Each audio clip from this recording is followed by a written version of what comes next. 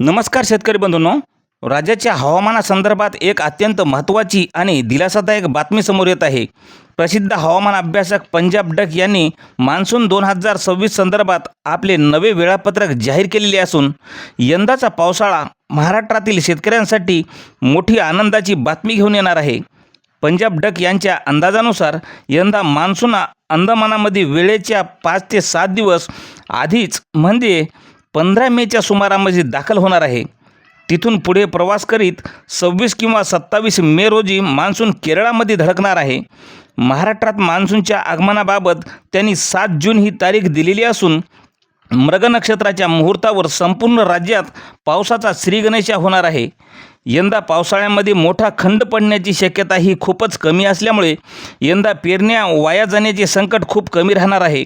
मात्र पावसाच्या या आनंदासोबत त्यांनी 2 महत्त्वाचे इशारे दिलेले आहेत। 10 मे पर्यंत राज्यातील सुमारे 20 जिल्ह्यांमध्ये उष्णतेची लाट ही कायम राहणार असून विशेष म्हणजे विदर्भ आणि उत्तर महाराष्ट्रामध्ये तसेच अमरावती जळगाव या भागात 47 अंशाच्या वर पारा जाण्याची शक्यता असल्यामुळे या काळात उष्माघाताचा धोका असल्यामुळे शेतकरी बांधवांनी काळजी घ्यावी। तसेच 14 ते 21 मे दरम्यान अरबी समुद्रात चक्रीवादळ सक्रिय होण्याची शक्यता आहे।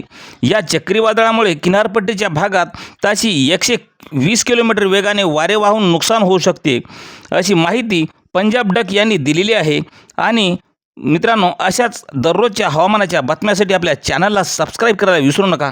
धन्यवाद।